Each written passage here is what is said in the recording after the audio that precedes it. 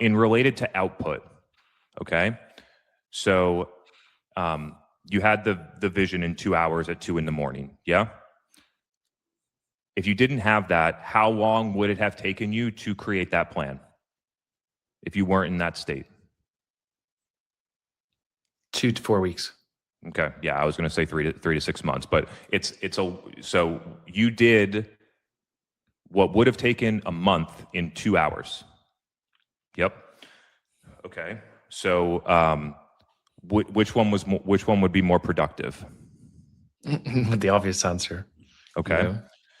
So this is it's a big mindset. It's a big mindset switch, particularly for people where their the main function that they deliver for their company is clarity, vision, creativity. That's basically every CEO and leader, even senior level executives.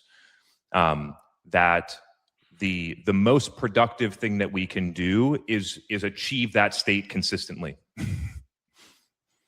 And then it becomes, okay, so what do I do to achieve that state? Because if I'm in that state for 7 days, I can get a year's worth of work done. It's true. And that's a different switch that I've been adopting for the past about 2 years, and it totally changes how you allocate your time investment. So instead of being in meetings for 40 hours a week, I'm working to achieve the 2 hours where I get that amazing amount of work done, which is the opposite of sitting in Zoom meetings. Like Zoom meetings are actually taking you away from the potential of doing that. We were talking about just before we hit record, right? Which is the idea of time blocking. And for me, at least, I'm sure many people listening to this end up sitting on virtual calls, right? Regularly. And I think virtual calls, even one in one day, can take you away from this flow state. I have a different problem now where if I block like 4 hours of my day, I get anxious if I'm not being creative or using that time effectively, because sometimes I end up just being like, okay, this is my rest time. Like I actually need to rest. Whereas I should be like, okay, now I've got 4 or 6 hours that I've blocked in this day that I need to get into that flow state. So actually the question for you, because you might be the expert at this, right? How do you quickly transition into a flow state? Sometimes I want it to be instant. Like I have it on my calendar, Wednesday, 9 a.m. I'm in flow state till 1 p.m., right? Sometimes I just can't turn it on fast enough. And so my go-to is like, let me go for a run, or let me get a Starbucks coffee with 5 shots in it, right? Just to jolt my memory, like get me up for it. What do you think? How do you get into flow state quickly? What are the things that you would recommend? The answer is that you don't.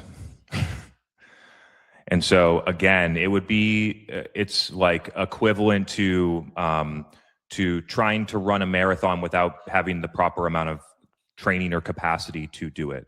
And so instead of using techniques to try to get into flow state, what we do is that we train the capacity so that the flow state arrives, right? So we train the capacity so that it happens more consistently, and we construct our schedule and our things that we need to do that we can, when it comes, we can adapt so that it's conducive to accessing it.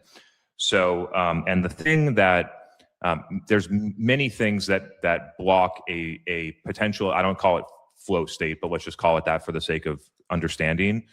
And one of them is called the productivity contract, or what is a subconscious program, meaning that if I'm not doing something that I consider productive, I will feel guilty or anxious.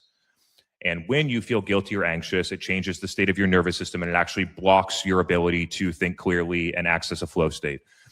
Another one would be fear of judgment, right? So, and this is running in the background. You're not consciously worrying about what someone's going to think, but you start to go down a path and you don't even realize that you've only gotten 10% down of this creative path, and you've turned yourself back without even realizing it, that you're not going far enough because of a fear of judgment.